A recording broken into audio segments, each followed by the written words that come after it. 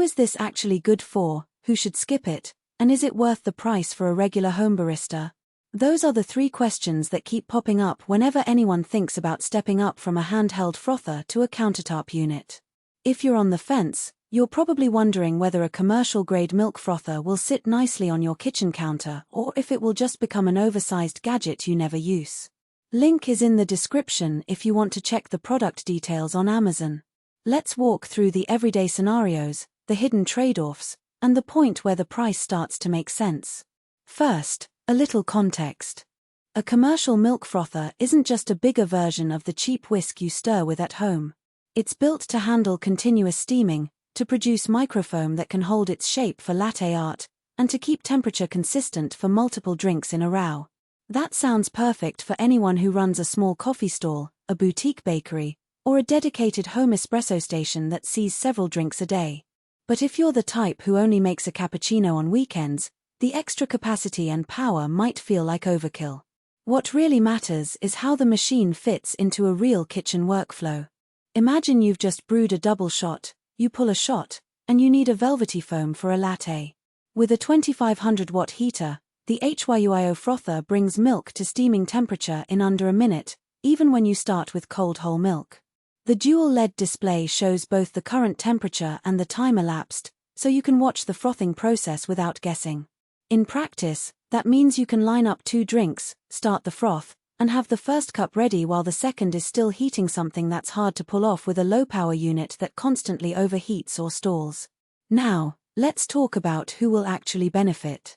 If you run a small cafe, a dessert shop, or a food truck that serves espresso-based drinks all day, the commercial capacity is a lifesaver. You can pour directly from the stainless steel jug into multiple cups, and the high-output steam wand can handle larger batches of milk without losing pressure. The professional milk frothing performance claim isn't just marketing fluff. The consistent steam pressure gives you that glossy microfoam you need for latte art, and it stays stable even after the first few drinks. For a home user who loves to experiment with matcha lattes, hot chocolate, or even foam-top desserts, the ability to switch quickly between heating and frothing can add a fun, restaurant-grade feel to the kitchen. On the flip side, there are practical downsides you should weigh.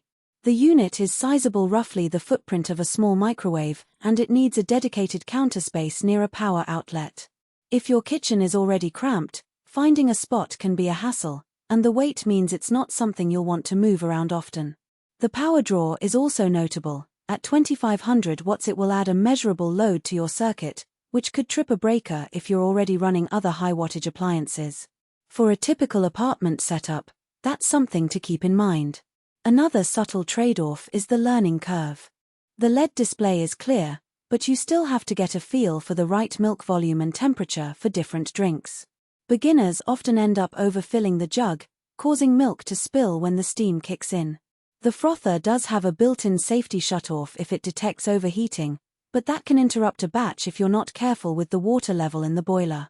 In short, you get a tool that can deliver cafe quality, but you need to spend a few minutes getting comfortable with the timing and milk ratios. What about maintenance?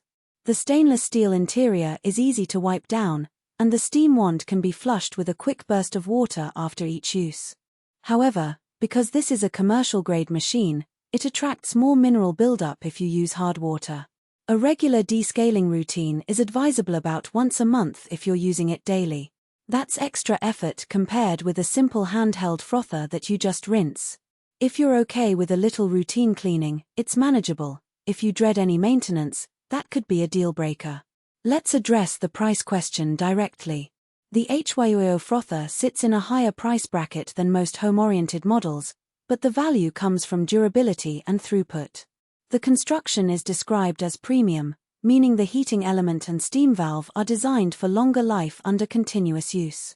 For a business that serves 3,040 drinks a day, the cost spreads out quickly, making the unit more cost-effective than replacing cheaper frothers that fail after a few months. For a home user, the break-even point is much higher. You'll need to be making enough drinks to justify the upfront spend. If you're just looking for a weekend treat, a cheaper, smaller frother will likely give you a better return on investment. So, who should buy it? If you own a coffee-centric business, A.